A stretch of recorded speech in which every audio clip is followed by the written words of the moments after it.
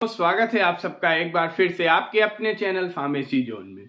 दोस्तों, हम लोग पढ़ रहे हैं बीफॉर्म 7 सेमेस्टर के सब्जेक्ट इंडस्ट्रियल फार्मेसी 2 की यूनिट 3 को, और आज का हमारा टॉपिक है नॉन क्लिनिकल ड्रग डेवलपमेंट, या हम इसे प्री क्लिनिकल ड्रग डेवलपमेंट भी कह सकते हैं, जो कि क्लिनिकल ड्रग डेवलपमेंट के पहले किया जाता है, यानी कि ये नॉन क्लिनिकल होता है। क्लिनिकल ड्रग डेवलपमेंट हम उसे कहते हैं कि जो ह्यूमन वॉलेंटियर्स में किया जाता है। तो नॉन क्लिनिकल कहाँ पे करते हैं, कैसे करते हैं, क्या क्या टेस्ट करते हैं, ये सारा कुछ आज के वीडियो में हम लोग देखने वाले। तो आइए शुरू करते हैं आज का अपना topic non clinical drug development. शुरू करने से पहले जल्द से जल्द चैनल को सब्सक्राइब जरूर कर लें, ताकि आपको रेगुलर अपडेट्स, सब्जेक्ट के टॉपिक वाइज रेगुलर अपडेट्स मिलते रहें और आप इन टॉपिक्स के फ्री पीडीएफ नोट्स को भी डाउनलोड कर सकें। तो आइए शुरू करते हैं अपना topic non clinical drug development. Non clinical drug development को प्री क्लिनिकल ट्रायल्स भी कहा जाता है,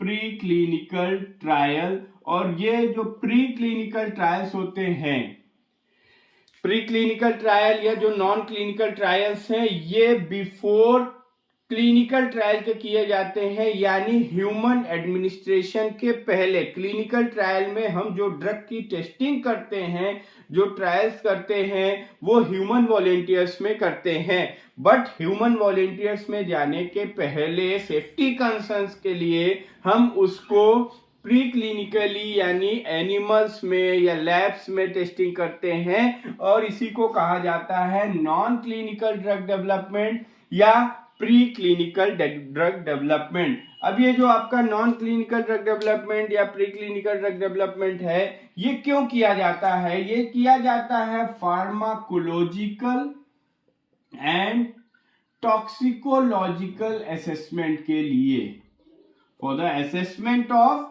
pharmacological and toxicological studies before administration of drugs in human volunteer for the assurance of safety and efficacy। Safety and efficacy को ensure करने के लिए हम उसकी फार्माकोलॉजिकल एंड टॉक्सिकोलॉजिकल स्टडीज करते हैं। और फार्माकोलॉजिकल टॉक्सिकोलॉजिकल जो स्टडीज करी जाती है, इसमें वो दो मेथड से करी जाती है। जो मेथड यूज किए जाते हैं, in vitro and in vivo method हम यूज करते हैं। In vitro and in vivo. In vitro and in vivo आपको पता ही है क्या होता है। In vitro means outside the living organism and in vivo means inside the living organism. तो यहाँ पे हम कौन से लिविंग ऑर्गेनिज्म हम यूज करते हैं, वो यूज करते हैं एनिमल्स।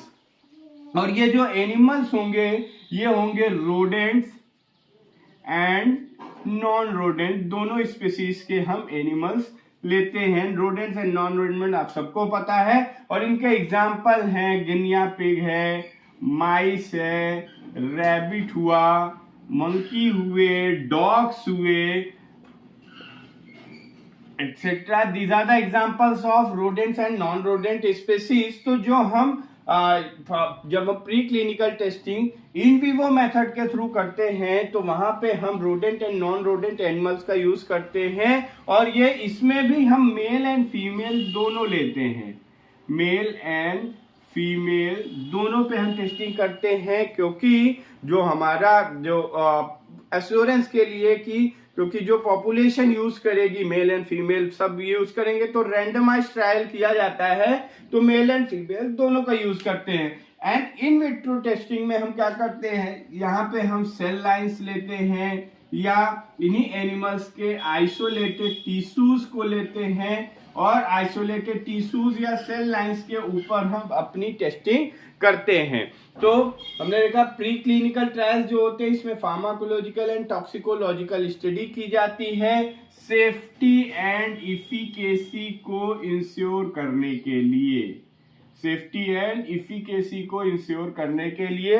अब ये टेस्टिंग दो मेथड से की जाती है, in vitro and in vivo. In vitro में हम एनिमल्स के करते हैं, एंड इन विवो हम एनिमल्स में करते हैं। इन विट्रो हम इन्हीं एनिमल्स के सेल्स, आइसोलेटेड सेल्स या टिश्यूज में करते हैं। अब इसका जो ये फार्माकोलॉजी हम पढ़ रहे हैं, हमारा सब्जेक्ट है आपका इंडस्ट्रियल फार्मेसी जो इसका यूनिट 3 है, ये हम regulatory affairs and regulatory requirement के बारे में पढ़ रहे हैं। तो ये जो टेस्टिंग की जाएगी, ये जो प्री क्लिनिकल टेस्ट किए जाएंगे, ये भी रूल्स एंड रेगुलेशंस के अकॉर्डिंग किए जाएंगे। तो इसकी जो रूलिंग है, इसकी जो गाइडलाइंस है, वो GLP यानी गुड लेबोरेटरी टेस्टिंग या गुड लेबोरेटरी प्रैक्टिस, इसके 21 CFR 50:1 इस रूल, इस गाइडलाइन में, आप इस सेक्शन में जाएंगे, GLP 21 CFR 50:1 इस सेक्शन में जाएंगे तो आपको नॉन क्लिनिकल ड्रग डेवलपमेंट से रिलेटेड या प्री क्लिनिकल ट्रायल से रिलेटेड गाइडलाइंस मिल जाएगी। तो इसी गाइडलाइन के अकॉर्डिंग ही हम टेस्ट करते हैं, और ये इस गाइडलाइंस इसलिए बनाई जाती हैं ताकि अनफेयर मीन्स में अनइथिकल प्रैक्टिसेस ना हो सके, ताकि अनइथिकल प्रैक्टिसेस में काफी एनिमल्स किलिंग होती है, और वो हमने हिस्टोरिकल एस्पेक्ट्स में पढ़ा है रेगुलेटरी अफेयर्स की। अगर किसी भी चीज की अनइथिकल प्रैक्टिस होती है तो वहां क्या क्या हमें डिसएडवांटेज देखने को मिलते हैं। तो ये हो गया आपका। और इसको जो प्री क्लिनिकल ट्रायल है, ये कंप्लीट होने में अप टू 2 इयर्स का टाइम लगता है, up to 2 years to complete. Means जो प्री क्लिनिकल ट्रायल में, प्री क्लिनिकल टेस्टिंग में जो टाइम लगता है वो है अप टू 2 इयर्स का।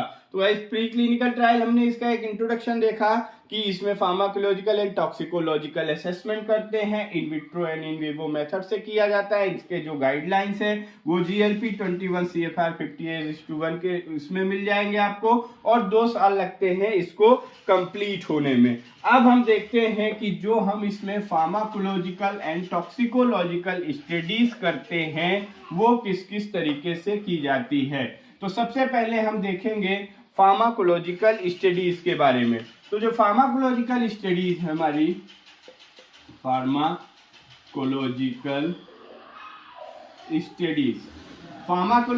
स्टडीज में मेन हम यहाँ पे जो स्टडी करते हैं इन द फार्माकोलॉजी, ये हम करते हैं 2 तरीके से। पहली है आपकी फार्माकोकाइनेटिक स्टडी करी जाती है। आप सबको पता है कि अगर हम फार्माकोलॉजी की स्टडी कर रहे हैं तो फार्माकोलॉजी में मेन हम 2 स्टडी करेंगे, फार्माकोकाइनेटिक एंड फार्माकोडायनेमिक। तो फार्माकोकाइनेटिक स्टडीज में हम जो करते हैं वो करते हैं ADME, यानी फार्माकोकाइनेटिक एंड फार्माकोडायनेमिक के बारे में आप सबको पता है। Pharmacokinetic means what body does to the drug, means body drug के अगेंस्ट कैसा रिस्पॉन्स कर रही है उसकी स्टडी करते हैं, जहां पे हम ADME की स्टडी करते हैं।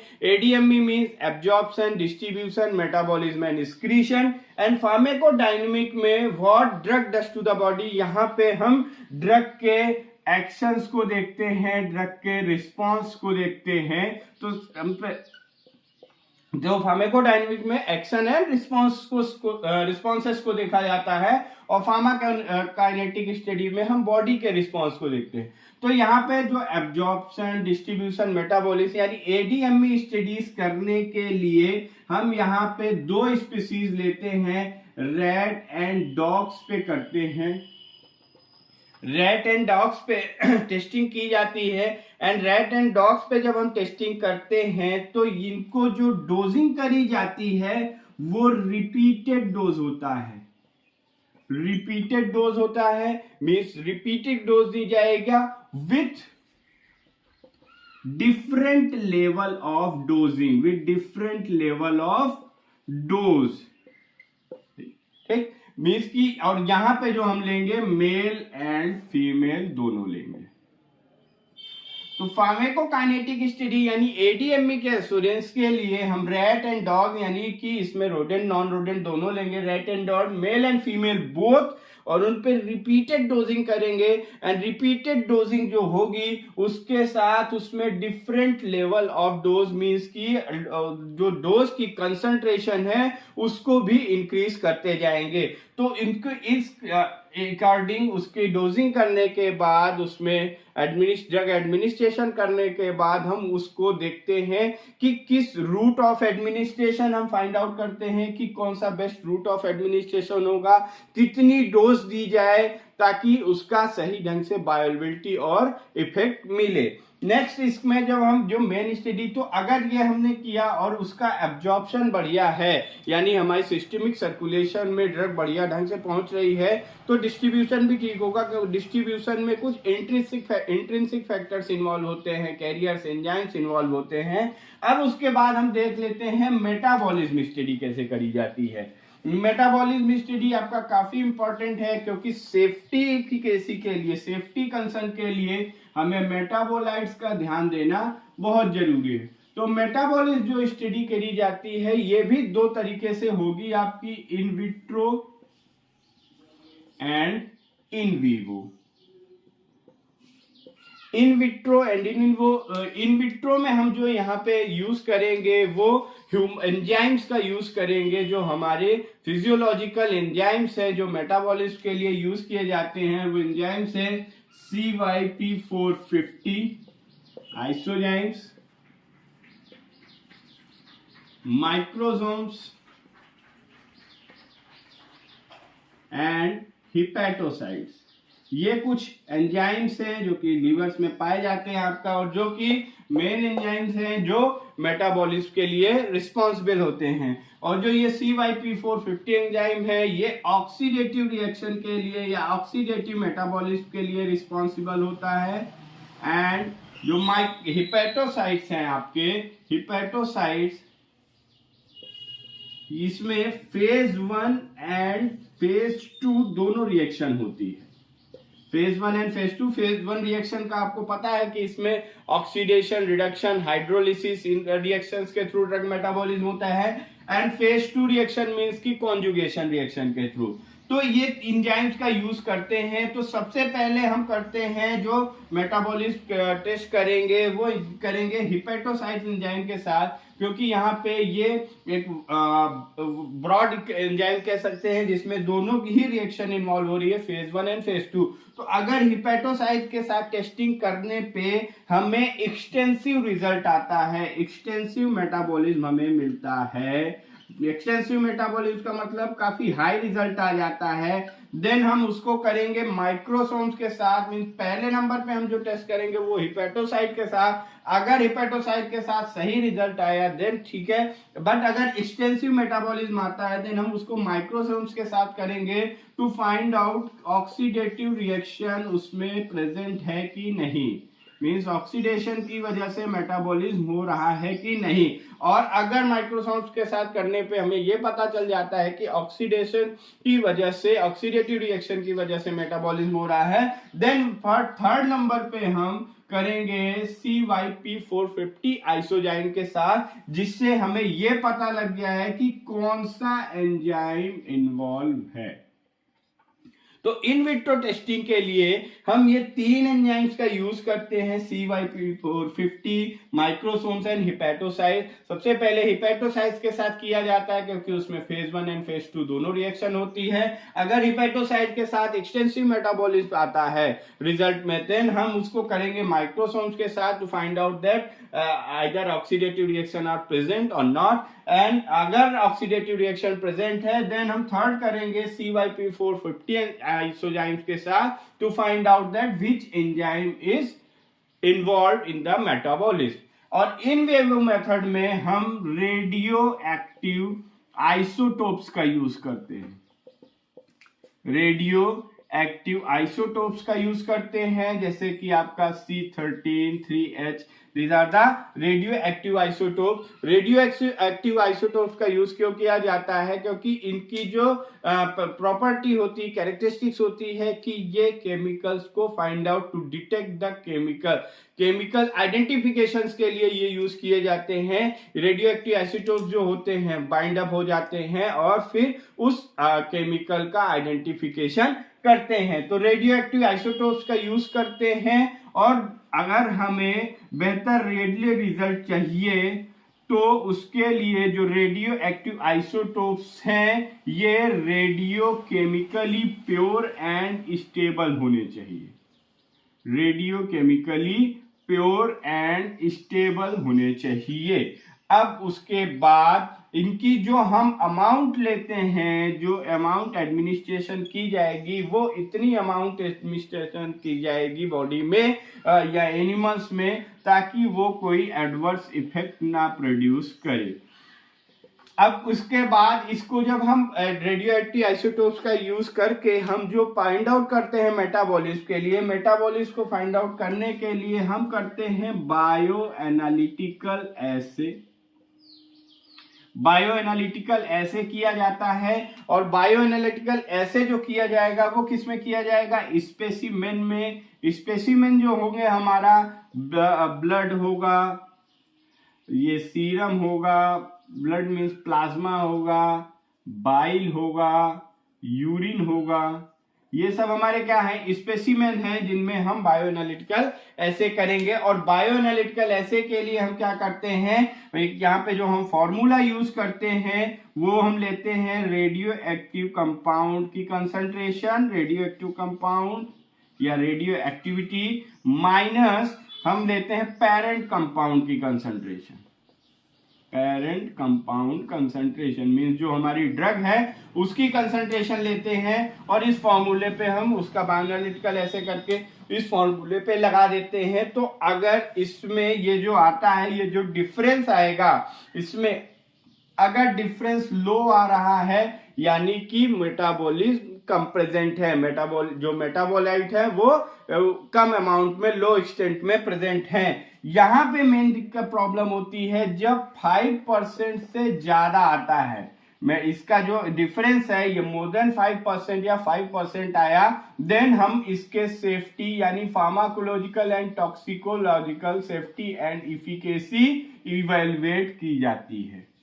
सेफ्टी एंड इफिकेसी का इवेल्युएशन करते हैं। तो ऐसे हमने देखा कि किस तरीके से एडीएमई स्टडी यानी फार्माकोकाइनेटिक स्टडी करी जाती है। फार्माकोकाइनेटिक यानी एब्जॉर्प्शन या कंबाइंड एडीएमई को पता करने के लिए, रूट ऑफ एडमिनिस्ट्रेशन को पता करने के लिए सही एब्जॉर्प्शन हो रहा है कि नहीं, इसके लिए हम रैट एंड डॉग्स लेते हैं, मेल एंड फीमेल बोथ, उनमें रिपीटेड डोजिंग करते हैं विद डिफरेंट डोज लेवल के साथ। फिर मेटाबॉलिज्म करने के लिए in vitro and in vivo both method का यूज करते हैं। इन विट्रो में हम CYP450 आइसोजाइम लेते हैं, माइक्रोसोम्स लेते हैं, हिपैटोसाइट्स लेते हैं। हिपैटोसाइट्स में करने के बाद अगर उसका रिजल्ट एक्सटेंसिव आता है देन हम माइक्रोसोम्स पे करते हैं, ये पता करने के लिए कि ऑक्सीडेशन रिएक्शन प्रेजेंट है या नहीं। एंड देन अगर ऑक्सीडेटिव रिएक्शन की वजह से मेटाबॉलिज्म हो रहा है देन हम करते हैं CYP450 एंजाइम के साथ, ये फाइंड आउट करने के लिए कि कौन सा एंजाइम इन्वॉल्व है। देन हम इन विवो मेथड में रेडियो एक्टिव आइसोटोप्स का यूज किया जाता है for the determination of metabolite, और उसके लिए हमें रेडियो के जो भी हमारे रेडियो एक्टिव आइसोटोप्स होंगे वो radio chemically pure and stable होने चाहिए, और उनकी डोज जो लेंगे वो हम ऐसी डोज लेंगे, बहुत हाई डोज नहीं लेंगे ताकि वो एडवर्स इफेक्ट ना प्रोड्यूस करे। देन बायो एनालिटिकल ऐसे के थ्रू हम उसके रिजल्ट को डिटरमाइन करते हैं। अब ये हमने देख लिया फार्माकोकाइनेटिक स्टडी। अब हम देखते हैं pharmacodynamic study.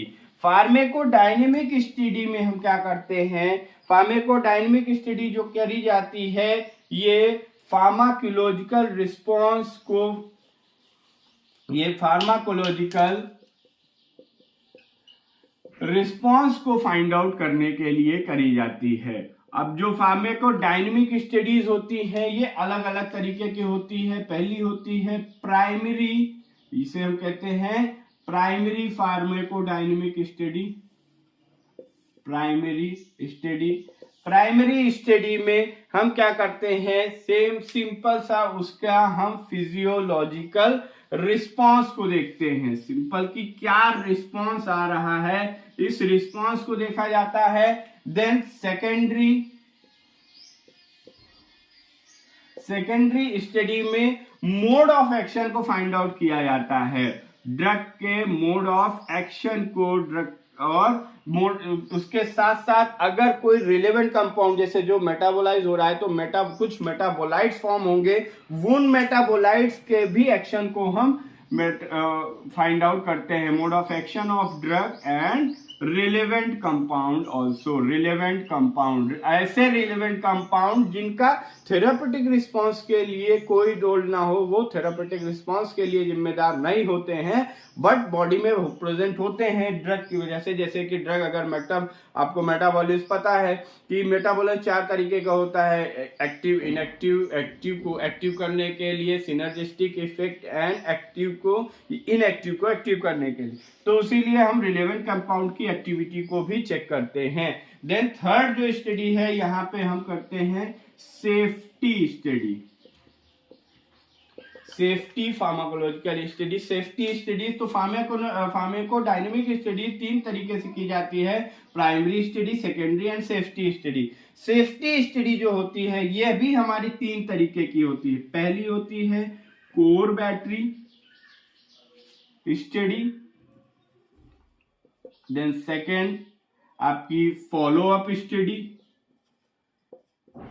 And third supplemental study.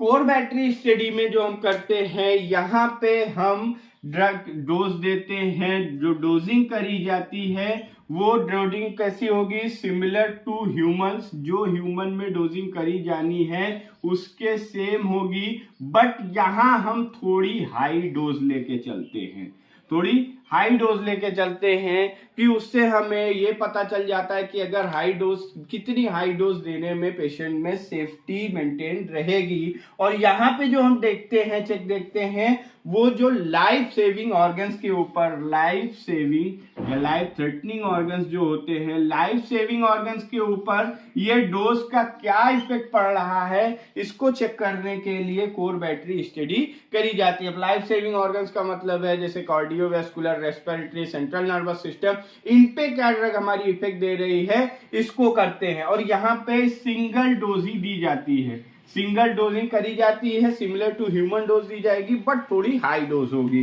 Then follow up study में हम इसी को रिपीटेड डोज देते हैं।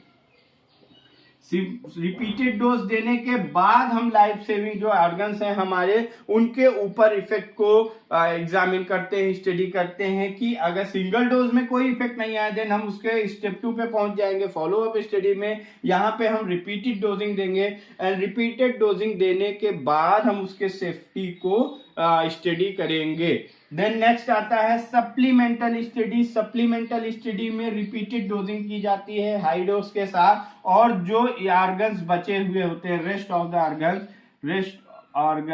Of organs means life saving organs के अलावा, जैसे हमारे जीआई ट्रैक हुआ, किडनी हुआ, इन सब पे हम चेक करते हैं कि क्या इफेक्ट पड़ रहा है, सेफ्टी। तो अगर ये तीनों सही हैं, देन हम ये कंसर्न अपने ड्रग की सेफ्टी है, यहाँ पे हम इफिकेसी एंड सेफ्टी दोनों एस्पेक्ट्स पे एश्योर हो जाते हैं। तो गाइस ये था आपका pre clinical trial and pharmacological studies के बारे में। आई होप कि आपको समझ में आया होगा।